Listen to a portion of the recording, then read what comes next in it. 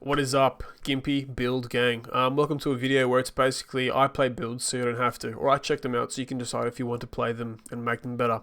So this week we've got an 18 fighter, 1 favored soul, 1 monk, single weapon fighting build, Asthma because they're cool. Alright, so for this build I've gone strength based because lately I've been playing strength based tunes. I like it a little bit. I've got some strength gear, so it just made sense for me to do that. Anything with monk, I think you can go wisdom base as well, and it's still pretty cool. The falconry tree exists, so that's there. So I've started with max strength, all level up into strength, and then I've basically gone con and a couple points in wisdom. Wisdom is also used for your swapping into use like a divine might, so it's kind of integral to the build. That's why we take 1 level of favored soul. It gives us access to that.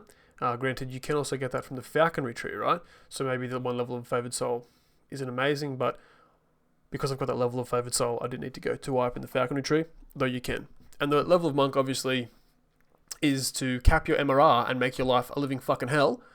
So if you fail a reflex save, you're fucked, and I have really shitty saves, so I'm basically fucked all the time. And also, I said I'd play monk if I got 15 likes in the previous video, and we did. So we're playing monk. We've got 1 level of monk, guys. So if that's not good enough, please leave an angry comment, and maybe we'll get a pure monk in the future, right?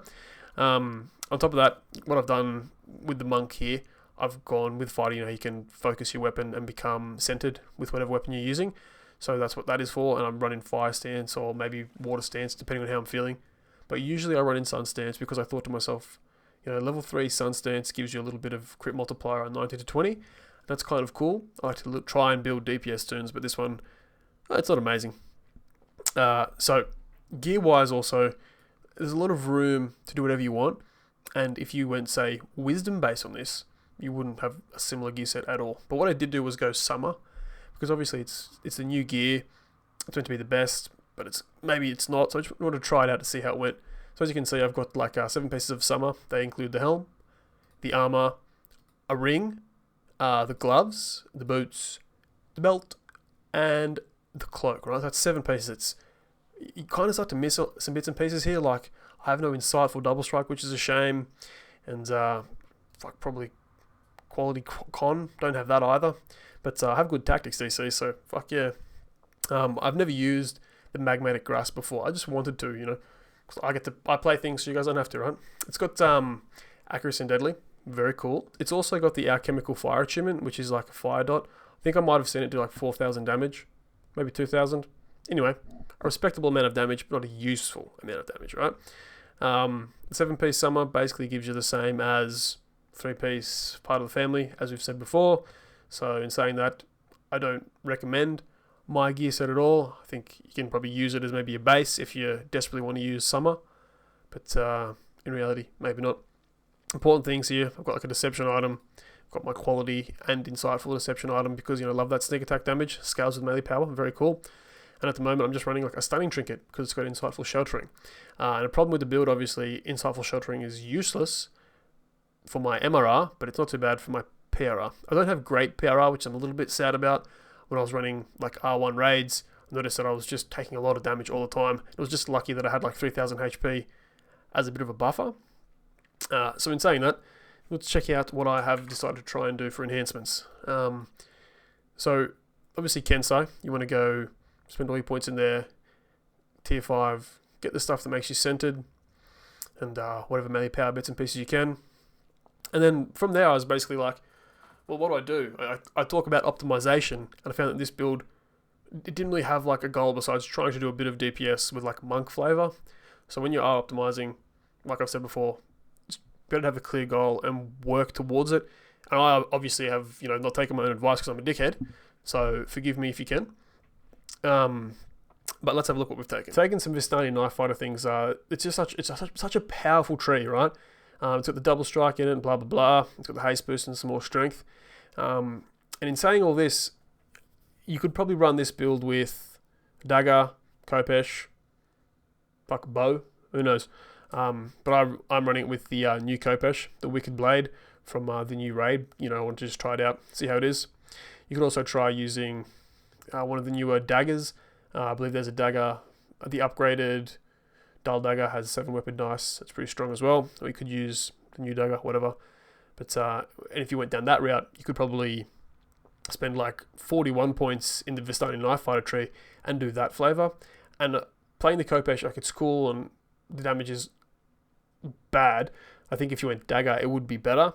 I'm not going to do that because I just don't want to waste a heart and then all the sentient toolkits to do that. So forgive me, please. Maybe in the future I will. But for now, so what I've done, like I said, Vistani Knife Fighter up to the core 3, which gives you some double shot, blah blah, double strike rather, and haste boost, sprint boost for quality of life, a couple of points in Ninja Spy, 1 or 2 points in Henshin Mystic. As you can see, I was having a hard time really optimizing the build to do what I wanted. Also, I have racial completionist, so I have 15 racial points. Go me, very cool. Just took the Ascendant Bond Fallen.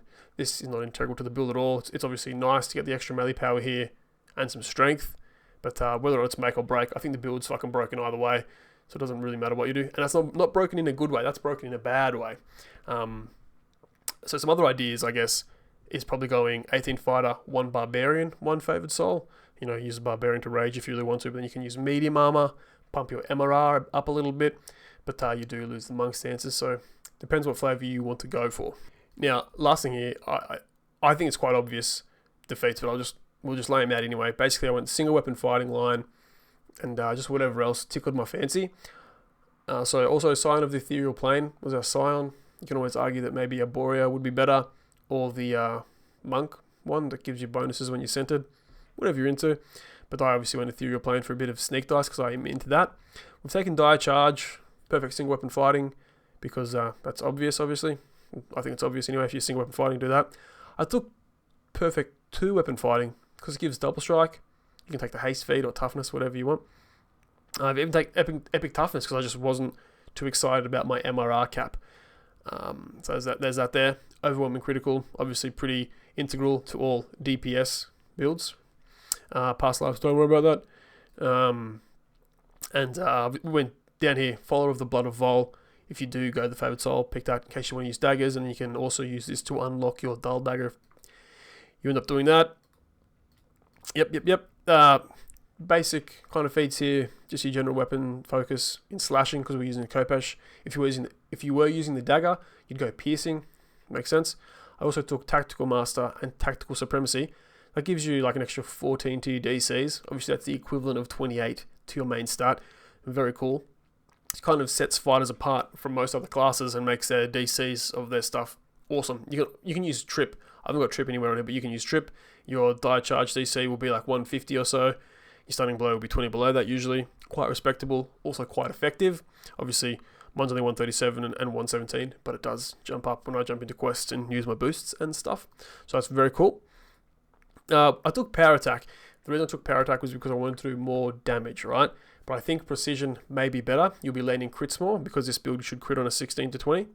But Power Attack, I do think I made a mistake here and probably take Precision if you do decide to build something similar.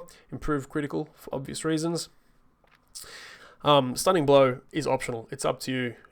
I've found it a few times. I've been able to jump onto a caster, stun them and kill them. Fantastic. It hasn't like saved my life or anything too much. It's just nice to have. But maybe you'll be able to use it better than I can. I had to spend 2 extra feats to get the Adept of Forms and the Master of Forms. And as I said, the Master of Forms was just so we could get the crit multiplier in Fire Stance. So that could be 2 feats you save if you do this build. But then if you do that, then why do we even have the level of Monk? Exotic weapon proficiency for khopesh, obviously, so we can use the khopesh. And yeah, that's basically it. And for skills, I've been dumping my int lately just to see what it feels like a little bit to be a low life turn. I just went balance, haggle, UMD. On this guy, you can get concentration or jump, whatever you're into, but being strength based, didn't need jump. So that's the thoughts on the build. And as I said, the gear list, far from perfect. You can change this to your heart's desire, do what you want with it, and let's see how it performs in raids. I usually take Featherfall. It's like 2,000 first number. Not many debuffs have been applied. It's not great. Actually, I do too. So it looks like. A bit of sneak damage. It's not the best. I think I expected more. I made a couple of mistakes in the build and the gear list, but this is kind of what you can expect in a raid situation. Clearing? So we swap to our Divine Might item. See, look at this. A tank that actually makes it to the platform first. And then we'll just try everything here. See how it goes. We'll wait for one cut to come up. Unfortunately, it's not quite ready. It's not too bad, the DPS for the average kind of pug, but in reality you should be getting triple that, I think, really. But you're attacking quite fast. Single weapon fighting, I think, is 78% attack speed bonus when you are boosting, so that's kind of cool.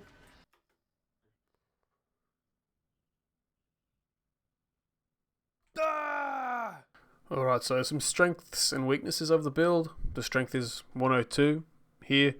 The rest is weaknesses, like the saves are pretty low. You could probably get them 20 or so higher than what I have here if you invest in them more. Get a resistance item. There's no real AoE capabilities, which is a shame after playing casters and two-handed fighting builds. But there is enough feats for like Spring Attack and Whirlwind if that's what you're into. You can focus on Dodge if you want to be more survivable. You get a couple of Lay on Hands for healing. You can run in Fate Singer or Shadow Dancer depending on what you like, possibly even Dreadnought. And yeah, boys, that's about it. If you can make this build better, fucking let me know. Otherwise, I will see you in the next video. Boom.